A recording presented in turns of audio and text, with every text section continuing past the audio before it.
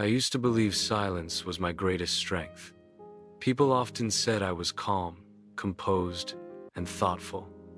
But in truth, I was just afraid to speak. From my earliest memories, words felt dangerous. When I was a boy, speaking up often meant being dismissed, laughed at, or worse, punished. So I learned to keep my thoughts locked inside, and I built a life around being quiet. The trouble with silence, though, is that it doesn't shield you, it imprisons you. For years, I carried the weight of all the words I never said, and that weight nearly broke me.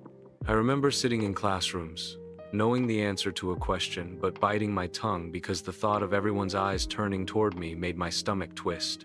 I remember arguments at home, when my parents fought and my instinct screamed to shout, to beg them to stop, but I hid in my room instead.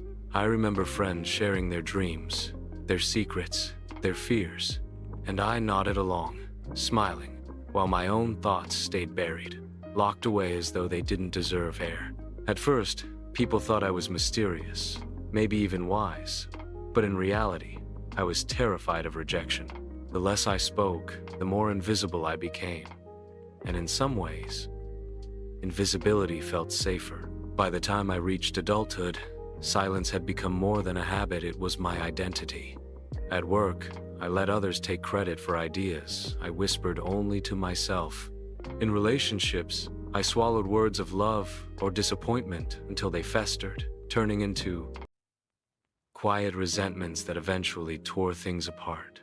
I convinced myself that not speaking kept the peace, but in truth, it only built walls between me and the people I cared for. I didn't realize how heavy those unsaid words had grown until one night everything changed. It was late winter, and I was riding the subway home after a long day. The car was nearly empty, except for a young woman sitting across from me. She looked troubled, her eyes red from crying, her hands trembling as she scrolled through her phone. I glanced at her, then looked away, the way I always did when I felt the urge to say something. But something about her broke through my usual hesitation. Maybe it was the way she bit her lip as though she was fighting to hold herself together. Or maybe it was because she reminded me of myself alone with emotions too heavy to share. The words rose inside me. "Are you okay?" Such a simple question. 3 little words, but my throat tightened, and I froze. My stop came, and I stood to leave, but when the train doors opened, I couldn't move. For the first time in years, silence felt unbearable. I sat back down, heart pounding, and forced the words out. My voice cracked, almost a whisper. "Are you okay?" She looked up, startled, and for a moment I wished I could take the words back. But then she nodded, tears spilling over, and said, "No, not really." What followed was an hour-long conversation with a stranger. She told me about losing her job, about her fear of disappointing her family, about feeling worthless. And I listened, really listened, but I also spoke.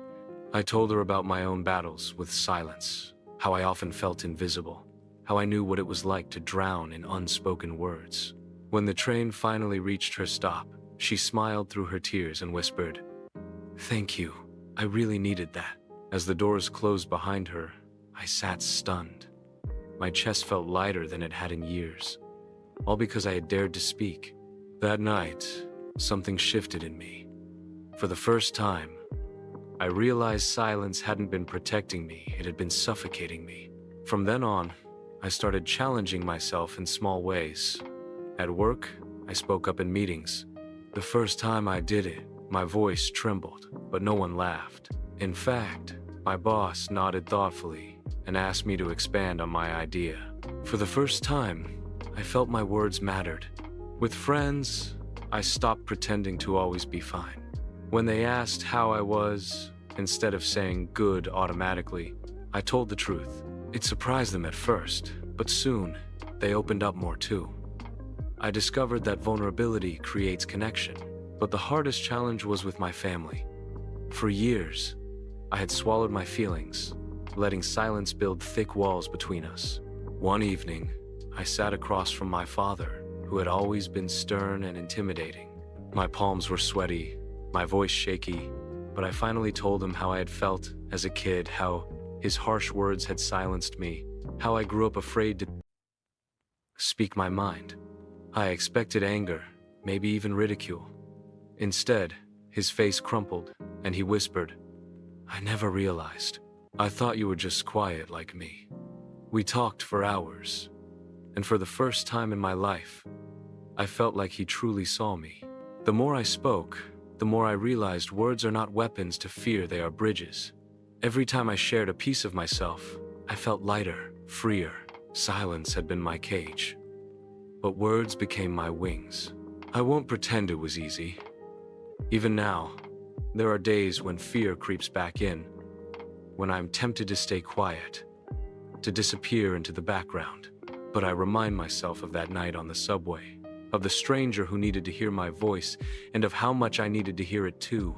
I think about all the people who might be silently suffering, just waiting for someone to reach out, to say something, anything, that tells them they're not alone. I've learned that silence has its place. Sometimes it's beautiful, healing even.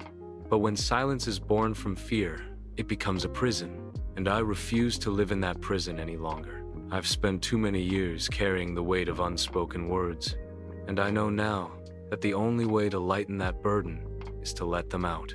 My voice may shake, my words may falter, but they are mine, and they matter.